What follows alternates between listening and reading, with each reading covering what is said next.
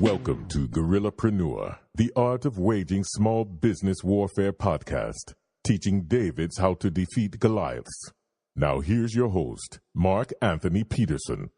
Welcome back to the podcast for entrepreneurs, startups, and business mavericks. If you're not a maverick, you don't have to go home, but you got to get up out of this podcast. In this podcast, we teach entrepreneurs how to defeat the corporate giant. Just like in the story of David and Goliath, David defeated a much taller and stronger Goliath, not by fighting the giant in hand-to-hand combat, but by using technology. A slingshot. The slingshot allowed the smaller David to attack from a distance that minimized the advantages that Goliath had over the smaller David.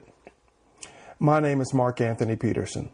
I'm a serial entrepreneur, a futurist, and the managing executive at Serial Consulting, a leading small business strategy and technology consulting firm.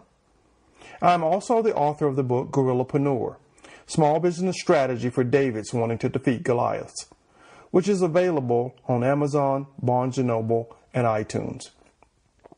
This podcast is brought to you by Serial Consulting. An idea can launch a business, a strategy can take it global. During our last podcast, we talked to Julie Farr, the co-founder of the Shared Kitchen LLC in Decatur, Georgia. Julie is a groundbreaker. She launched the first shared kitchen in the state of Georgia in 2008. Since her inception, she has hosted over 400 food entrepreneurs in her facility. Julie has one phrase that guides how she runs her business. I'll give you the shoes. You have to run the race. Julie's Shared Kitchen provides commercial cooking, dry and cold storage, and co-packing for food entrepreneurs for as little as $1,700 a month. If you're in the Atlanta area and you're thinking about launching a food or beverage startup, stop by and see Julie at the Shared Kitchen LLC. Find her at sharedkitchens.com. Please check out episode 12 on iTunes, Podomatic, SoundCloud, or streaming at Sierra.com. Our next episode, episode 14, will be our 1-year anniversary episode. Bazing! Thank you, Guerrillapreneurs, who are all around the world supporting this podcast. Many of you have sent me tweets at Guerrillapreneur. Please keep them coming. I will give you shout outs, and I want you to continue to spread the word about what we're trying to do to change how business is done and to save the planet. In today's episode, we're going to focus on Guerrillapreneur news. News about the sharing, gig, and circular loop economy that is expected to grow to $335 billion by 2025. Guerrillapreneur News is brought to you by Atlanta-based hip-hop rising star Ari Hotep and his single, The Great Future, featuring Steve Fox. We're going to give you a longer clip at the end of the episode. In the Guerrillapreneur News, you're going to realize a certain theme in this show. The empire is striking back. Yes, mainstream companies are buying their way into the sharing economy. First in Guerrillapreneur News, Ford partners with Lyft on self-driving cars. Now, in a world where self-driving cars may dominate the market, what will happen to automotive manufacturers? Well, Ford has decided that it's going to team up with Lyft to promote self-driving cars, which, if successful, would turn Ford into a services giant that earns revenue by the ride.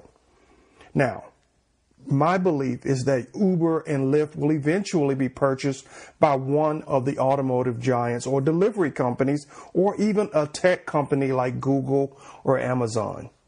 Don't think it makes sense? Amazon has every reason to want to buy a self-driving car company like a Uber or a Lyft because they become the software to manage how people interact with those vehicles, giving them the perfect opportunity to deliver goods and services in addition to rides directly to the end user. So Google or Amazon, Ford or GM all have a reason to want to buy an established platform that has already built the relationship with the customer. We're seeing that already in Germany, where Daimler, the manufacturer of the Mercedes, has acquired ride-sharing startup Flink. So I think that trend is going to continue. Why is Ford so willing to partner with Lyft at this point? Well, Juniper Research suggests that the number of people that are going to be driving for Lyft and Uber will double by 2022. The current number, 4.3 million drivers today, is expected to reach 8.6 million by 2022, that the number of ride-sharing drivers is going to double, representing a 14% growth rate in this segment, which is why Ford is trying to get ahead of this trend. Next in Guerrillapreneur news, there are some headwinds, though, that are pushing back against the sharing economy market. Uber lost its London license to operate. Wow, that's huge, because that could spell the beginning of a trend that slows down the advance, at least of ride sharing in major cities. According to HRreview.com, Transport for London concluded that the ride-hailing app was not fit or proper to hold a London private hire operator license, claiming that it took the decision on the grounds of public safety and security implication. The Transport for London concerns include Uber's approach to carrying out background checks on drivers and reporting serious criminal offenses. Where do we go from here? This market is going to undergo some major changes because consumers are not going to return back to the way we operated with just a pure taxi-driven market. Here's how I think it's going to play out. Uber, Lyft, and other sharing economy companies did not include in their business model the cost of dealing with background checks. That impediment is going to have to undergo serious change in order for these companies to continue to grow. That's going to have huge implications on how background checks are processed, who funds them, and how they remain current, and how the reports of criminal offenses are pushed up to state agencies that grant licenses and certifications to drive. So I think you're going to see a revolution take place because cities, states, and consumers have made a commitment to the sharing economy that's not going to be reversed at this stage. Just watch and see how it plays out. I think you're going to be excited to see what happens. Second in Guerrillapreneur news, WeWork teams up with IBM. Yes, I said it in an earlier episode that I thought WeWork would start managing entire offices on behalf of tech giants so that they would have a pool of resources to pull from. WeWork just signed a deal to manage an entire office for IBM. Yes, they are going to manage an entire office. Now, the deal is a landmark deal for WeWork growth strategy, where they're going to continue to go after and cater to large companies to be able to manage their office. Now, if you take into account the investment made into WeWork by SoftBank, this company is now valued at $20 billion. If you haven't been to a WeWork office, they do a really good job of creating a cool workspace. Free coffee, beer, amenities, scheduled training activities for all of the people who reside at the WeWork offices, which is part of the reason why IBM would want them to manage their space, because I'm sure that's going to have an impact on turnover when people love where they work. But where I think the most important part of what WeWork offers is their own internal Facebook software, where they help connect people in the office with other people across their entire network. So if you're in Atlanta, Not only can you figure out who else is in your office that you may sell a service or a product to, but you can link up with someone in San Francisco just as easy by scrolling through their internal Facebook type software and making those connections. That's giving them a competitive advantage against other shared workspaces, because now I can actively grow my business with workers who are resident or virtual workers who are also in the same WeWork family, domestic or international. And when you apply that to an IBM where you have siloed operations and you put WeWork in charge of it, they're going to unlock some productivity that even IBM could not do because of just how teams organize themselves in IBM workspaces. Those barriers will be brought down when WeWork manages those offices for them. Now, where do I think WeWork's going to go from here? With that sort of setup, office management skill and software, these guys are pushing themselves closer and closer to talent management. So that means screening, virtual learning, and if they bring those into the core of what they do, they certainly will be able to manage offices for the largest tech companies around the world and create tremendous synergies for them. So just sit back and watch, and let's see how WeWork evolves. Third in Guerrillapreneur news. Again, guys, the empire is striking back. Ikea announced a deal to acquire TaskRabbit. Ikea, the world's largest furniture retailer, announced a deal to acquire on-demand health startup TaskRabbit, thereby grabbing a seat at the online sharing economy table. TaskRabbit provides an online platform where freelancers can get jobs to do everything from fixing a roof to putting your furniture together, to buying your groceries, or even standing in line to buy the iPhone 8. The IKEA TaskRabbit merger is a partnership made in gig heaven, particularly for the TaskRabbit gig workers who now may have a lot more tasks put out there for them to perform. What's even better about the merger is that IKEA is going to let TaskRabbit remain a standalone entity. So the taskers are going to continue to work in a great environment, and IKEA is going to get a platform that they can use as a strategic weapon against their competitors to ensure that their furniture is not only innovative, but put together by a team that's probably going to end up getting inside training on how to put it together correctly. Now, I love this. In Internet 1.0, when the world didn't know how the connectivity was going to change commerce, Microsoft announced a deal with my old employer, Accenture, to create a company called Avanade, a billion-dollar company that was going to focus on integrating large-scale industrial solutions. This is what I think of when I see the IKEA TaskRabbit merger. The sharing economy is forcing mainstream companies to think about ways that they can play in the sharing space while remaining true to the core of their capabilities. And this is a great way to execute that with the way IKEA has done. I think you're going to see other mergers occur in this space.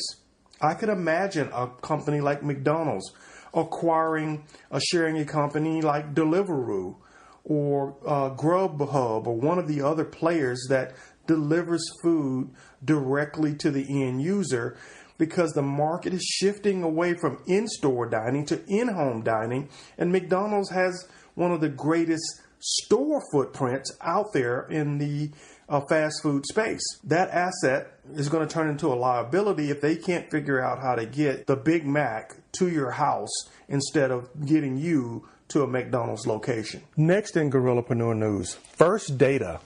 They enabled a push-to-card payments for contractors. Now, I love this. According to Payments.com, First Data launched its new Disperse-to-Debit solution, a low-cost payout option for businesses with the gig economy workers that delivers funds directly to a debit card. This real-time debit payment solution will benefit the gig economy, certainly ride-sharing platforms and other home rental markets like Airbnb, because you're going to get your money instantly. straight to a debit card. Now, this could also have some great benefits for insurance claims, rebates, refunds, commissions, even in cases like the hurricanes, where you got to disperse funds directly to people who've been impacted by a major crisis.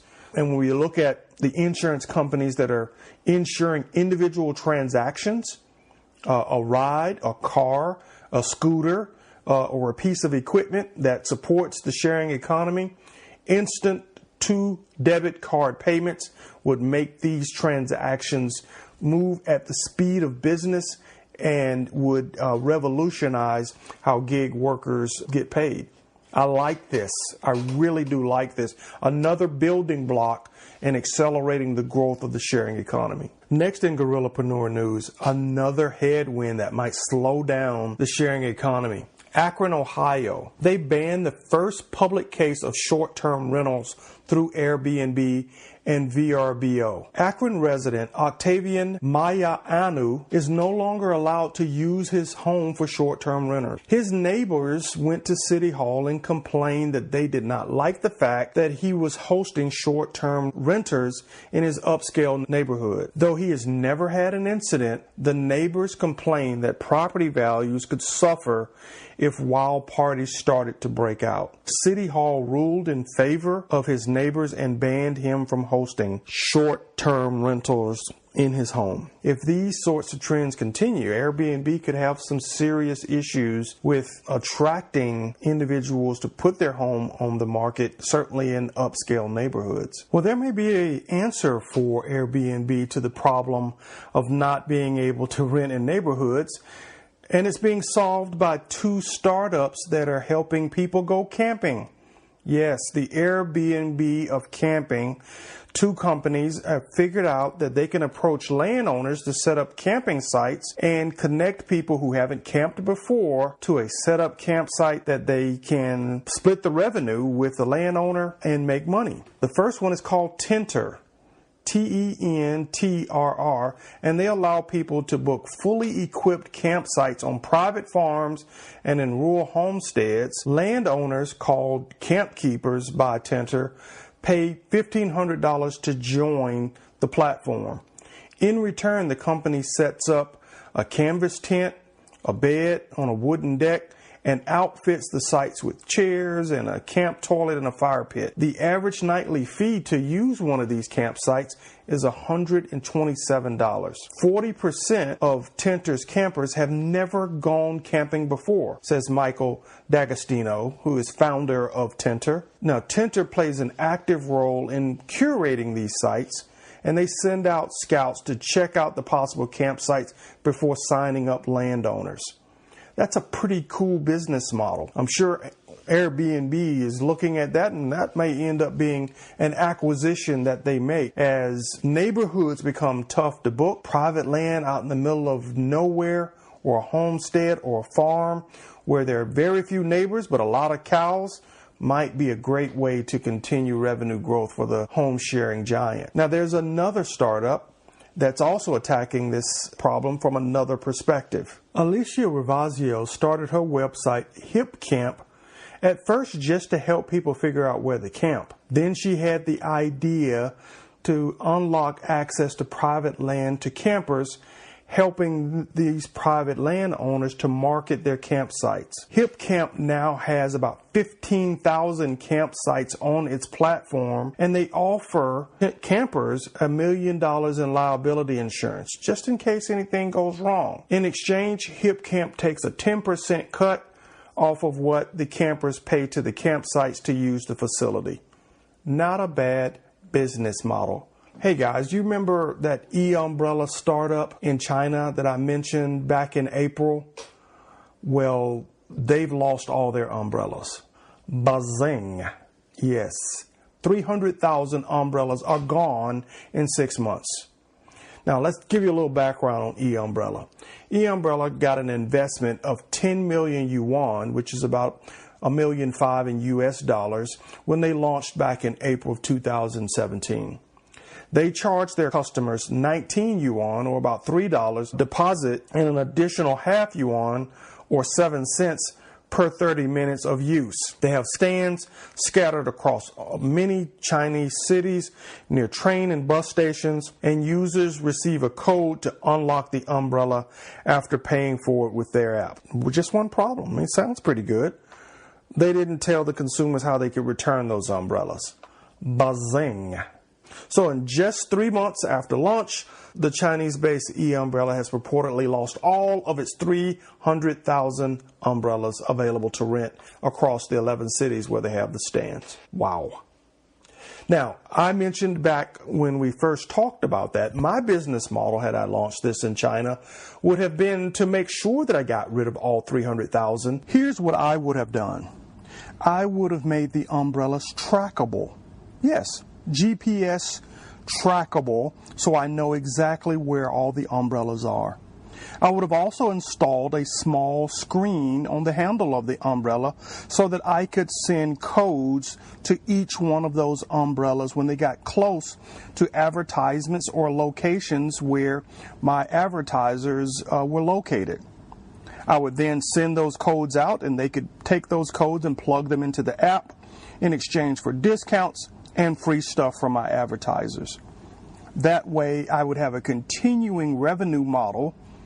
The umbrellas would act as a distribution platform, and with the umbrellas being trackable via GPS, I'd know exactly when I had a potential customer near a potential advertiser, so that I can create some unique and dynamic marketing events that couldn't be rivaled by other players in the industry.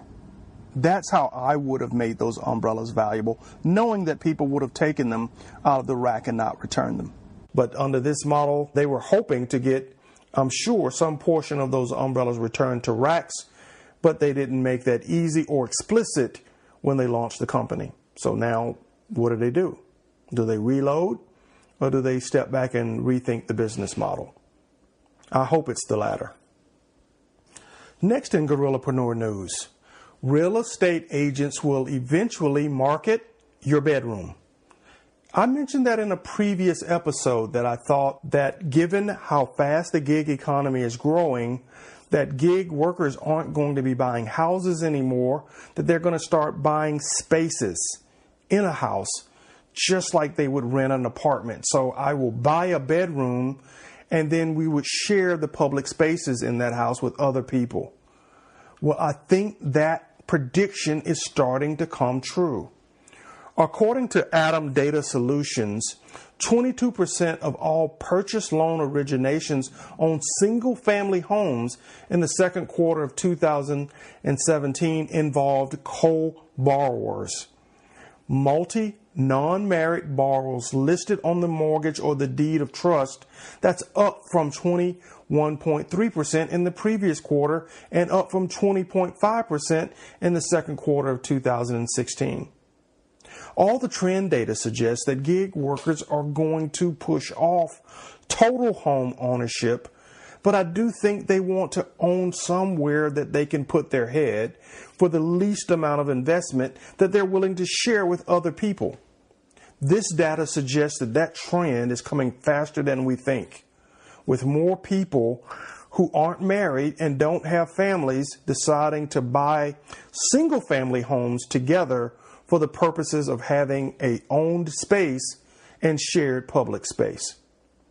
Real estate agents, if you're listening, this gives you an opportunity to start rethinking your business and trying to figure out how do you market a house that has 2 or 3 or 4 bedrooms to a group of non-married borrowers versus a family or a growing family. Finally, in Guerrillapreneur news, I'm going to pose a question. Given everything that we've heard in this episode and in previous Guerrillapreneur news episodes, what will we own in the future? Since we started the podcast, I've mentioned several different types of sharing economy businesses. You can share a pet, right? Mobart in China, you can share a pet. Your household appliances, you can share those with the London-based startup Fat Llama. You can share a kitchen. Just mentioned that in episode 12 with shared kitchens. You can share your car with Uber or Lyft or with Safer, right, out of Boston. You can share your charging station. You can share your umbrella with e-umbrella. You can even share a basketball in China. And certainly you can share your house with Airbnb and vacation rentals. You can share books, which was a startup that just launched in China. Yeah. Take your old books, put them in a kiosk, and you get paid when people read the books that you put into the kiosk. Pretty cool stuff.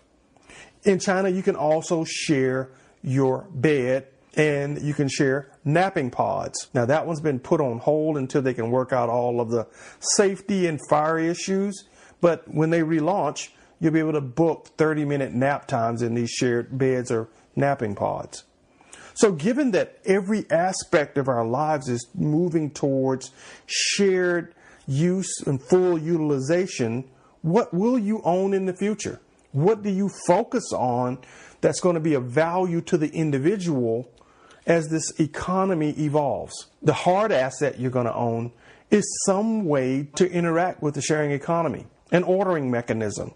And I think that's why you're seeing so many different players invest with products, be it the virtual assistants from Google and Amazon, the phones from Apple, the Google phone, Amazon phone that they launched. Everybody's trying to make sure that they have direct access to the consumer, because that's going to be the ordering mechanism for all these shared services that you're going to have.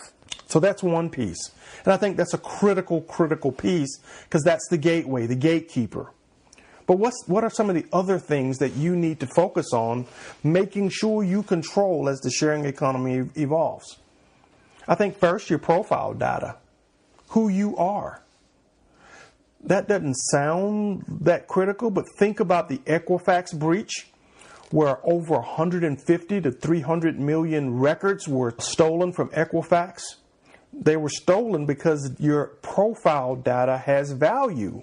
Your social, your date of birth, your address, your name, all of that has value to people, because that can be used to initiate transactions, financial transactions, healthcare transactions, IRS transactions. So control of your data, of who can use it, who can touch it, and when they can touch it, that's going to be critical. If the Russians hacked Equifax with the intent of creating fake or duplicate voting registration requests, this could completely undermine our state or federal elections.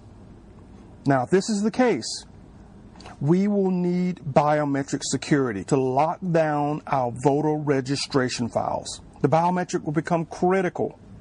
Now, I'm going to talk more about that later in the show. You may have to push your politicians to enact laws that give you direct control over how this information is dispersed.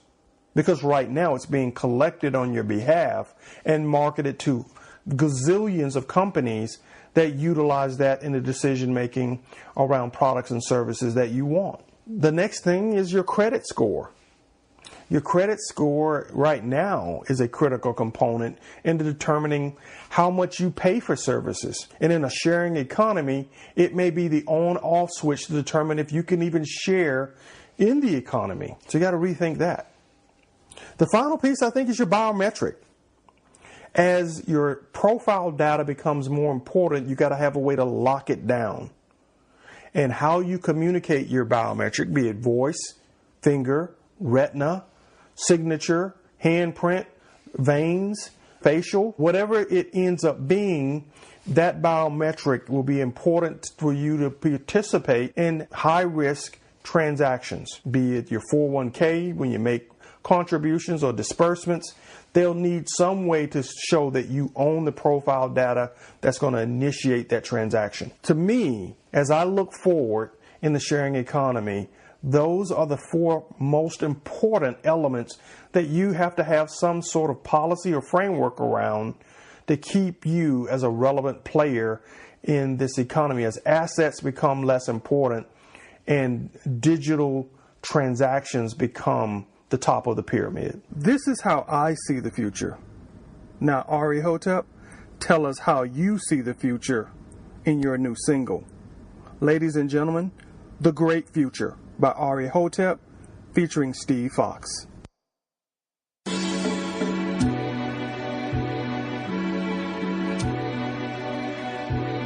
Hotep, Steve Fox, The Great Future. Do it up big, put it on for my city. Lights, camera, action, always ready. Hands to the sky. Hard face said ideas born bulletproof. Lead them shells, got a plan that's foolproof. College I failed, measure of a man, really what I learned though. Peeking to the oven window, Ari rise like cake though. Driver seats taken, hell yeah it's paid for. Engraved meta, foundation laid Joe.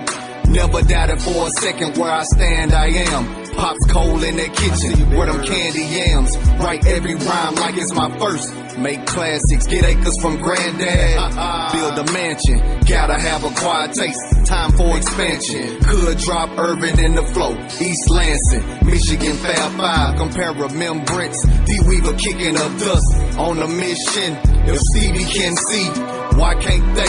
Never worry about me sitting on the dock of the bay. Carve something out of what I got, surpass try. Had thoughts of a pilot, that's too fly. Harvest great wine from grapevines. Copyright before a copycat breaks lines. Now you wanna show me love? That's a hate crime. Beyond belief, been known that it's my time. JL Express, wear a boat, feel like Christmas time. Salute Steve Fox, now it's your time. It's your time, player. Do it up big, put it on for my city. Lights, camera, action, always ready. Hands to the sky so I can reach down the limits. Hungry like a hippo, player gotta get it. Do it up big, put it on for my city. Lights, camera, action, always ready. Hands to the sky so I can reach down the limits. Hungry like a hippo, player gotta get it. Thankful for the gift, the presents bring presents. Took ownership, words turn to blessings. Belt and Bible raised, but I'm pardoned off the reverend. Shiny suit theories of reverence made me reference that Pac, El Haj, Malik El Shabazz flow. Schoenberg, 125th, Cuba Langston under brick. And I marvel off the caution. 400 acres, fleet of tractors, no GPS tracking. Hotep put me on peace, 5 fingers. Means justify the ends, so the world won't get mad. Get even, keep breathing, keep being. It's the reason, navigate seasons, stand aside from treason. Question, are you bone, flesh, blood, spirit, or machining your life into existence? Fighting without meaning, done a good deeds. Future wings of phoenix, great I am feeling. But that's Fox, good evening. Do it up big, put it on for my city. Lights, camera, action, always ready. Hands to the sky so I can reach down the limits. Hungry like a hippo, player gotta get it. Do it up big, put it on for my city. Lights, camera, action, always ready. Hands to the sky so I can reach down the limits. Hungry like a hippo, player gotta get it. Guys, thank you for listening to this episode of Guerrillapreneur News about the sharing, gig, and circular loop economies. I also want to thank Ari Hotep for sharing his single, The Great Future, featuring Steve Fox. You can find Ari's single, The Great Future, in the Apple Music Store. You can also follow Ari on Twitter at Ari, A-R-I, _ Hotep, H-O-T-E-P. If you want to feature your song on the Guerrillapreneur podcast, DM me on Twitter at Guerrillapreneur. If you can't get enough of Guerrillapreneur News, sign up for my newsletter at Ceyero.com. Ceyero.com. Also, note that the podcast hosts monthly giveaway sweepstakes through Amazon. Sign up for one of our sweepstakes and they'll just ask you to tweet out a message about the podcast and you'll be automatically entered into a sweepstake to win some exciting electronic devices that we give away each month. Guerrillapreneurs. Scott Sullivan said it best in episode 7. Be a mace. Sharpen those spikes. And remember, if you're not breaking something, your company might be the next thing that gets broken.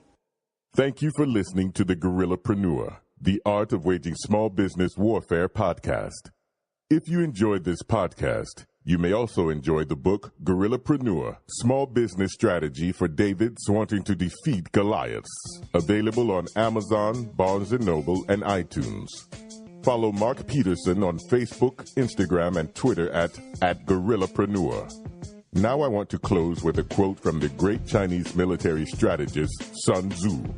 Victorious warriors win first and then go to war, while defeated warriors go to war first, then seek to win. Keep fighting, guerrillapreneurs.